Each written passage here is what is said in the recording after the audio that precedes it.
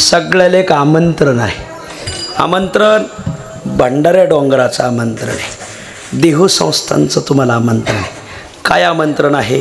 तुकाराम महाराजाला वैकुंठाला जाऊन येणाऱ्या 2025 सालामध्ये 375 वर्ष पूर्ण होतात. वा.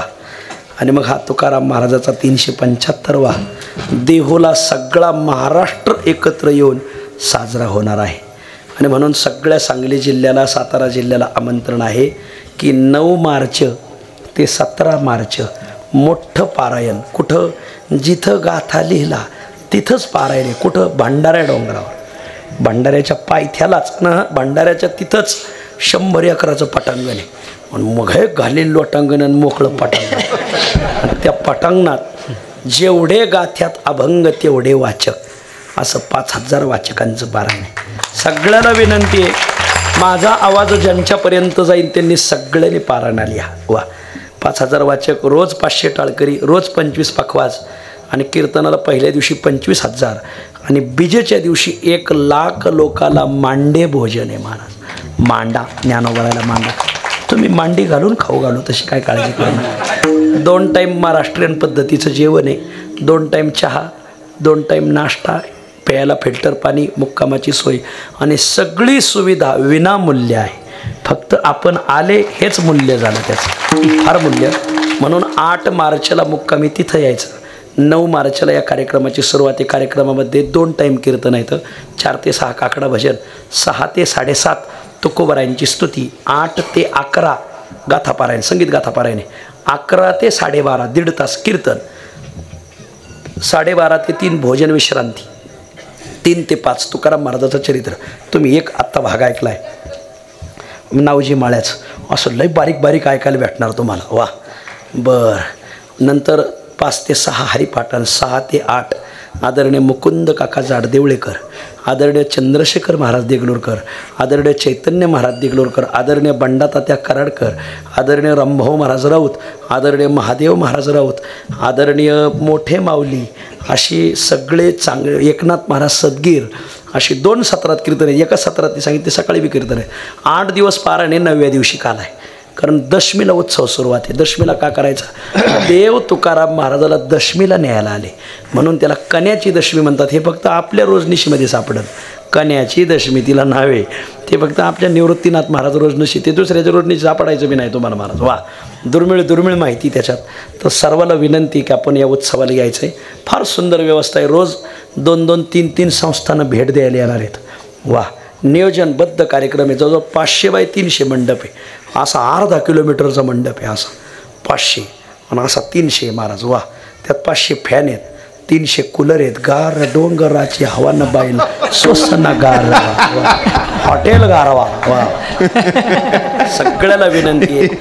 आणि जो जोडीने पारायणाला येईल त्याला देहू संस्थान भंडारा डोंगर समिती मानपत्र देणार आहे महाराज. सगळ्याला जोडीने पारायणाला जोडीने यायचं, आपल्या घरी आणून ते मानपत्र लावायचं. वा.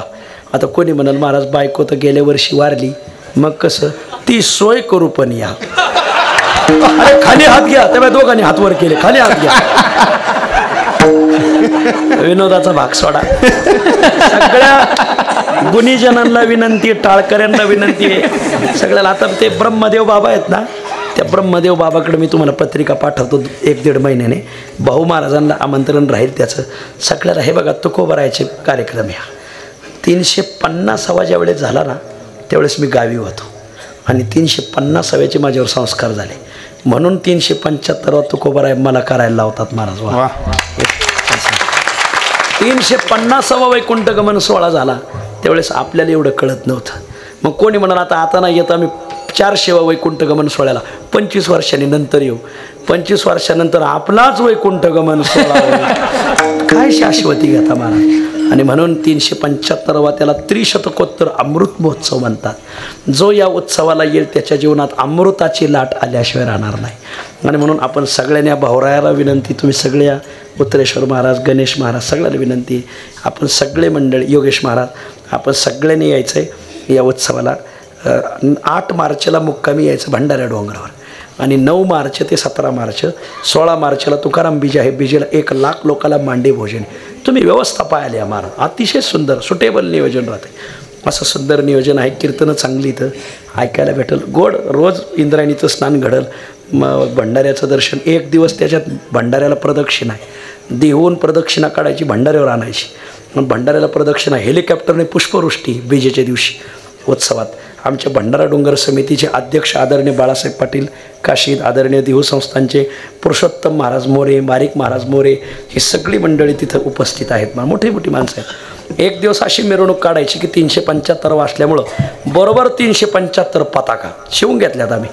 375 त्याच्या पाठीमागं 375 तुळशी घेतलेल्या महिला, त्याच्या पाठीमागं 375 कळशी घेतलेल्या महिला, त्याच्या पाठीमागं 375 कीर्तनकार फेटे बांधून वा कंबर बांधून, त्याच्या पाठीमागं 375 पखवाज, त्याच्या पाठीमागं 375 टाळकरी, त्याच्या पाठीमागं 375 चोपदार वा असं बघा पाण्यासारखंच आहे. आणि त्याच्या पाठीमाग मोकळा समाज आपलं अथांगणार चला माग. अशी देहूवरून प्रदक्षिणा भंडाऱ्यावर येणार, भंडाऱ्याला उजवी प्रदक्षिणा होणार आणि मग थांबणार. खरंच ज्याने हा उत्सव पाहिला नाही त्याने काहीच पाहिलं नाही असा अर्थ झाला.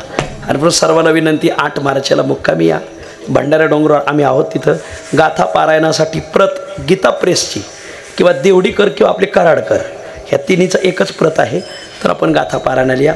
सर्वांना विनंती. झालेल्या चिंतन सेवेला पूर्णविराम.